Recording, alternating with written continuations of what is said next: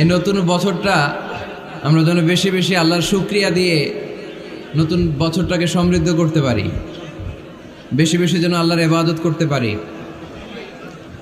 নতুন বছরে আমরা শপথ নেই, আমরা যেন অন্তরে হিংসা লালন না করি, বিদ্বেষ লালন না করি, আমরা নিজেরা যেন কাদা ছোড়াছুরি না করি, আমরা যেন মিলেমিশে একসাথে একাকার হয়ে যাই।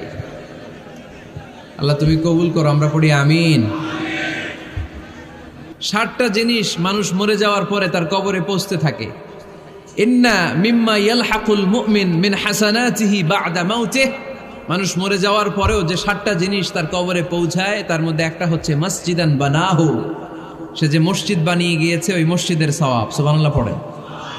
আপনি টাকা দিয়ে মসজিদ বানিয়ে দিলেন, ওই মসজিদে মুসল্লিরা নামাজ পড়ে, রোজাদাররা এসে ওখানে ইফতার খায়, তাহাজ্জুদ আদায়কারীরা তাহাজ্জুদ পড়ে, তাদের সওয়াবের কমতি হবে না, কিন্তু তাদের সওয়াবের একটা পার্সেন্টেজ সওয়াব যে ব্যক্তি মসজিদ বানালো তার আমল নামে আল্লাহ ঢুকিয়ে দেয়। সুবহানাল্লাহ বলতে পারলেন না? হে নামাজি আমার ঘরে নামাজ পড়ো আজ, দিল মে তোমার চরণ তলে হৃদয় যায় নামাজ। হে নামাজি আমার ঘরে নামাজে পড়ো আজ, দিল মে তোমার চরণ তলে হৃদয় যায় নামাজ। পড়েন আল্লাহু আকবার। কি সুন্দর লিখেছেন কাজী নজরুল ইসলাম। কাজী নজরুল ইসলাম খুব সুন্দর করে বলেছেন, মসজিদেরই পাশে আমায় কবর দিও ভাই, ঠিক কিনা? মসজিদেরই পাশে আমায় কবর দিও ভাই, যেন গোরে হতে মুয়াজ্জিনের আযান শুনতে পাই। আমার গোরের পাশে দিয়ে ভাই নামাজিরা যাবে,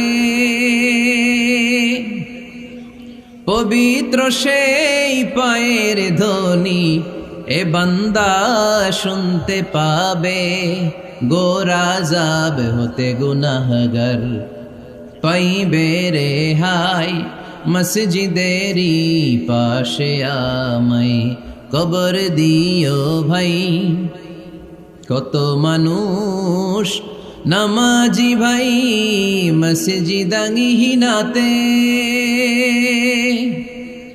আল্লাহর নামের জিকির করে লুকিয়ে গভীর রাতে।